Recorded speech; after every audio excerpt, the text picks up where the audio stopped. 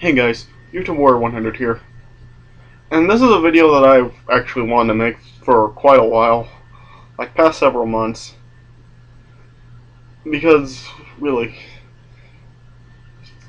I think sometimes it can get really frustrating when people say like the Attitude Era, it was like freaking phenomenal or stuff, like it was like real better than anything WWE today, and yeah, really, I don't think that's 100% true. Because the Attitude Era, it really wasn't perfect. Yeah, because I think some people just are overlooking that the Attitude Era had some downsides to it.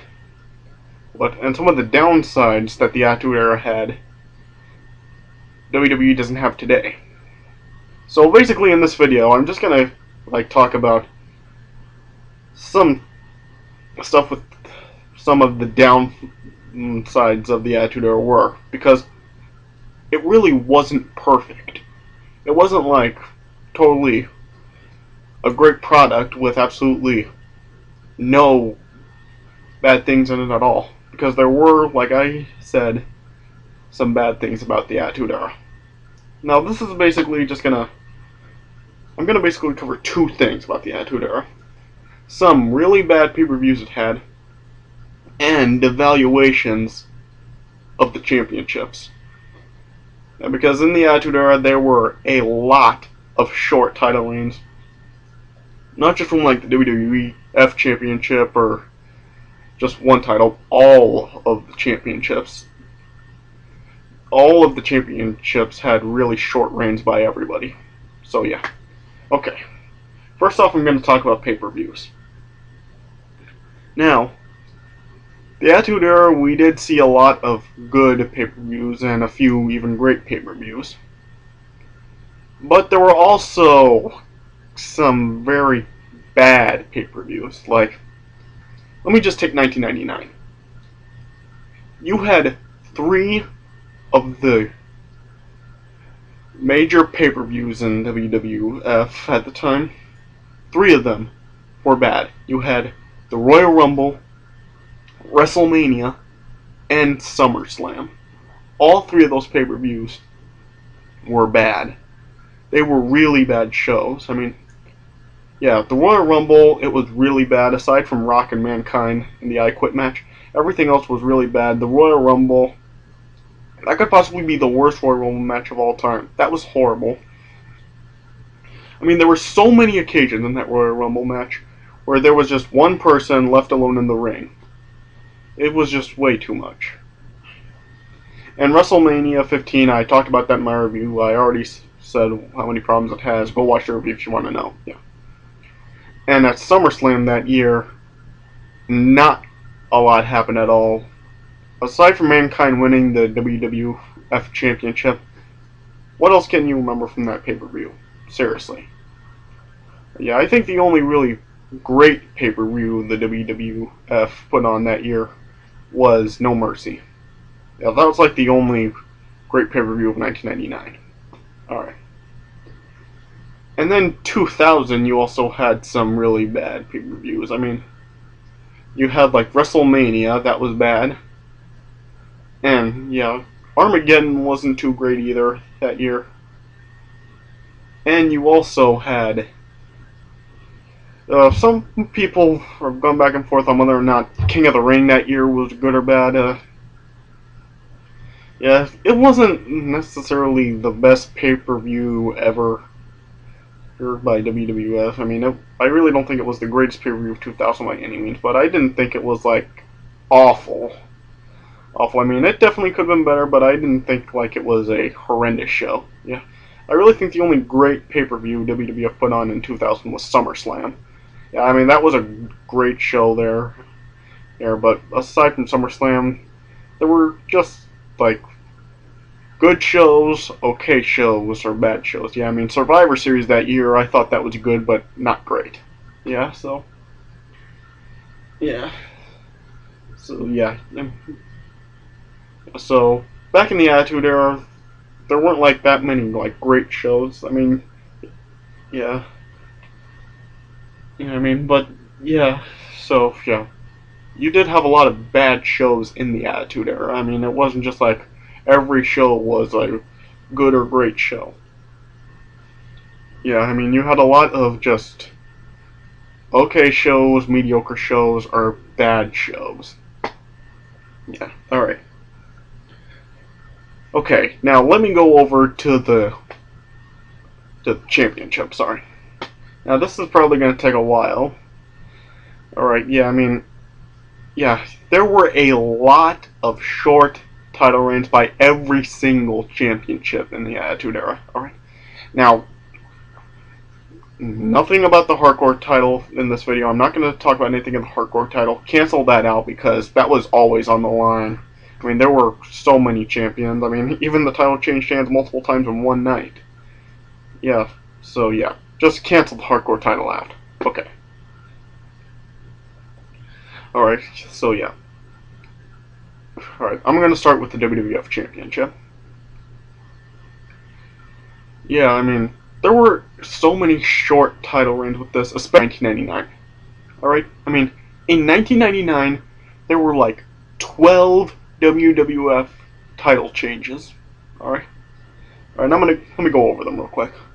Alright, so, yeah, it started off, The Rock and Mankind were changing the belt around a couple of times. Mankind won it from The Rock on the January 4th episode.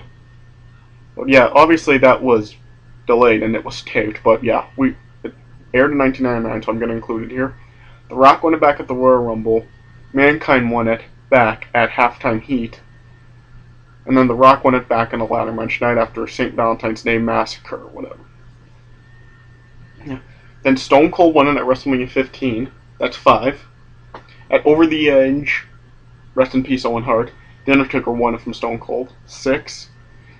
The night after King of the Ring, Stone Cold won it back. 7. At SummerSlam, Mankind won it. 8. The night after, Triple H won it.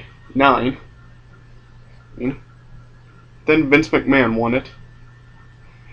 That's 10. The title was vacated. Vince McMahon just vacated the title, so yeah, I guess I don't know if you want to count it as a title change or not, but if you do, that makes it 11. And then Triple H then won it back. I think it was Unforgiven. And then in late 1999, The Big Show won it. So actually, that's 13 championship changes. Changes for the WWF title in 1 year. 1 year. So yeah, I mean,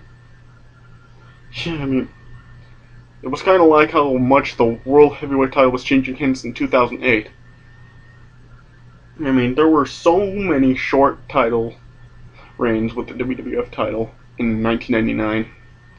Yeah, I mean, 13 title changes in 1 year. Come on. Alright, now let's go to the Intercontinental title. Oh, it wasn't just 1 year for the Intercontinental title.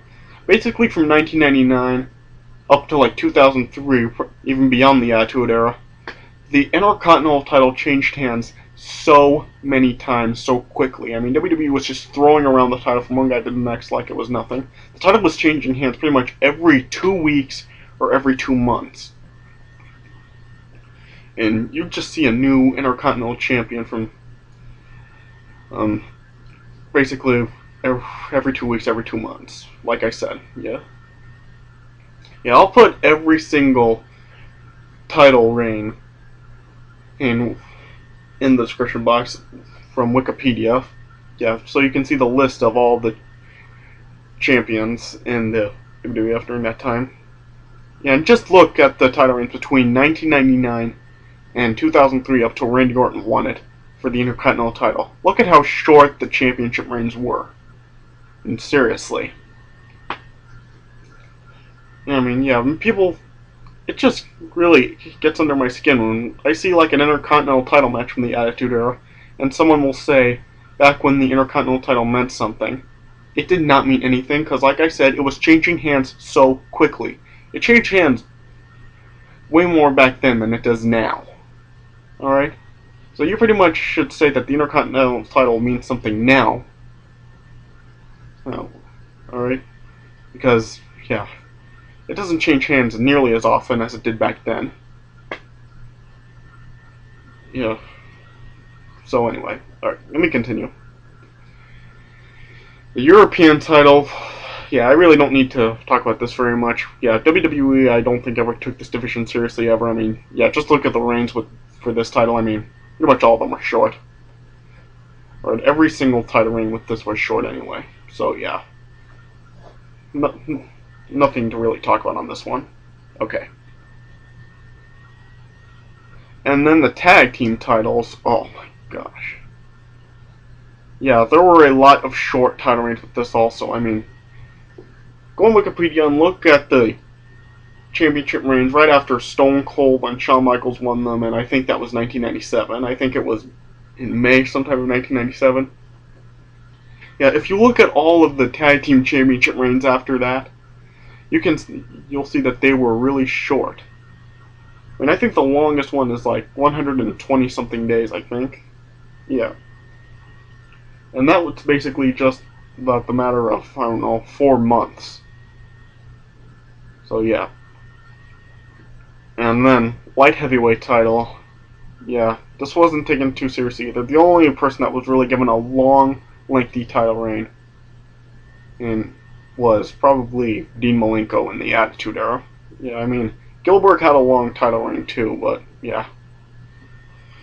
So, I don't know. You decide whether or not that's a good one. Yeah.